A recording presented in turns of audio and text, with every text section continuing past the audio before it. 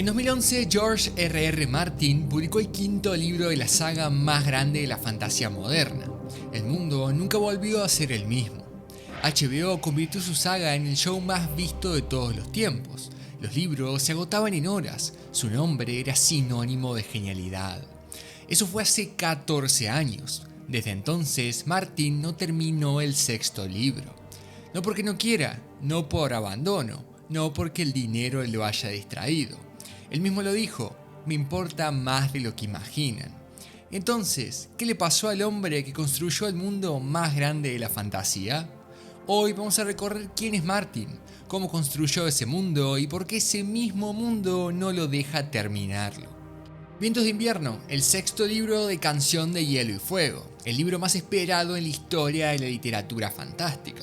Lleva 14 años sin publicarse. No es una exageración, no es una percepción de fans impacientes, es un hecho. El último libro de la saga principal se publicó en 2011 y desde entonces, silencio.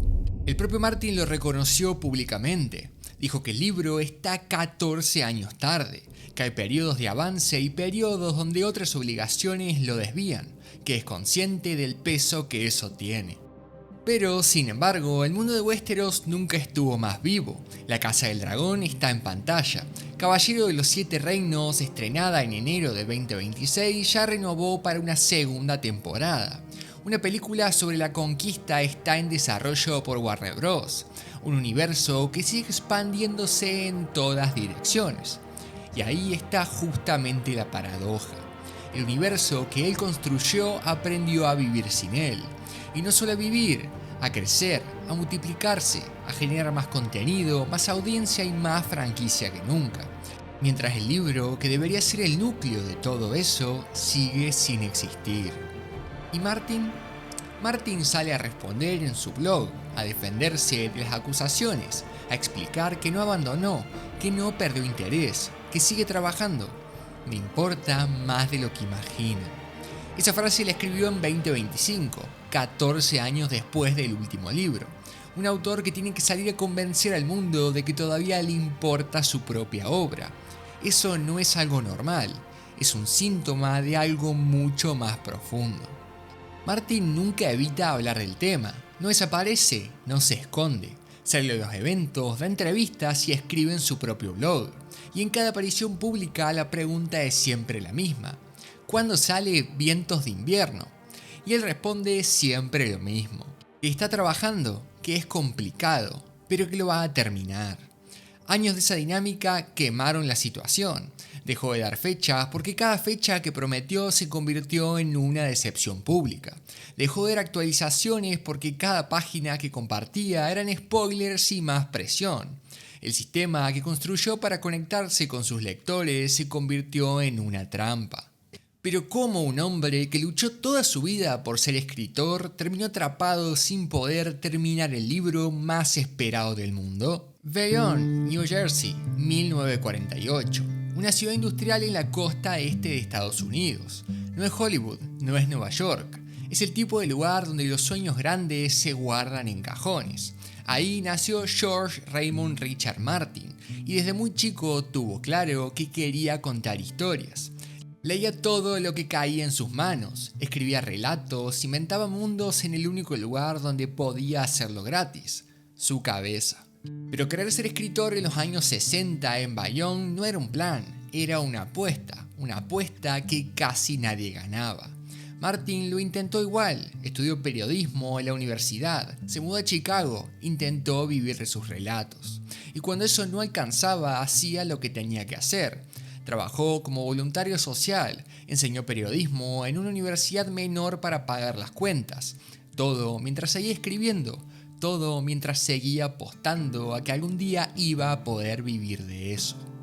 Y la apuesta funcionó, pero no de la manera que él esperaba. Antes de que alguien supiera quién era George R.R. Martin, la ciencia ficción y la fantasía ya lo conocían. Ganó premios Hugo, los premios más importantes del género. No una vez, varias. Ese detalle importa más de lo que parece, porque la narrativa popular dice que Juegos de Tronos lo creó, que antes de Westeros no era nadie, que HBO lo convirtió en lo que es. Nada de eso es verdad. Martin ya era alguien. Westeros lo masificó, pero no lo creó. En los años 80 tomó una decisión que cambiaría todo. Se fue a trabajar a la televisión.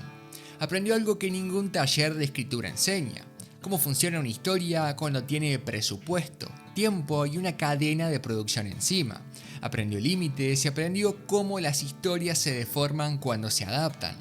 Y aprendió algo más, algo que él mismo no iba a entender del todo hasta años después: que su forma de escribir, libre, sin mapa, dejando que la historia crezca sola, era incompatible con los plazos de la televisión. Cuando volvió a la prosa, volvió con todo. En 1993 escribió una carta de presentación para lo que iba a ser su próxima saga. La planteaba como una trilogía: 3 libros, una historia completa y un plan. Ese documento existe, es una pieza clave para entender todo lo que vino después, porque muestra que desde el principio el plan de Martin era flexible, mutable, sin bordes fijos. Él mismo lo describió como una metáfora que usaría muchas veces. No es arquitecto, es jardinero. Un arquitecto diseña el edificio antes de construirlo. Un jardinero planta una semilla y deja que crezca. Esa forma de escribir produce obras extraordinarias, produce personajes que se sienten vivos, produce mundos que respiran, pero también produce retrasos que ningún lector puede anticipar. Y entonces llegó Juego de Tronos, y con él algo que Martin nunca había calculado: que su universo podía crecer más rápido de lo que él era capaz de escribirlo. Entre 1996 y 2011, Martin publicó 5 libros. Juego de Tronos en 1996, Choque de Reyes en 1999, Tormentas de Espadas en el 2000, Festín de Cuervos en 2005 y Danza de Dragones en 2011. Si analizamos estas fechas, hay 3 años entre el primero y el segundo, 1 año entre el segundo y el tercero, 5 años entre el tercero y el cuarto, 6 años entre el cuarto y el quinto. La curva habla por sí sola. Cada libro tardó más que el anterior. No porque Martin se volvió más lento, porque el mundo se volvió más grande. Y cuanto más grande se volvía, más difícil era poder cerrarlo. En 2007, HBO llamó a su puerta. La propuesta era clara: adaptar Canción de Hielo y Fuego para la televisión. Martin dijo que sí, pero en el mismo anuncio dejó algo escrito que muy poca gente notó en ese momento: las novelas eran la prioridad. Su participación en la serie sería limitada, solo podría escribir un episodio por temporada, porque los libros no podían esperar. Esa advertencia quedó enterrada bajo el entusiasmo del anuncio. Nadie le prestó demasiada atención.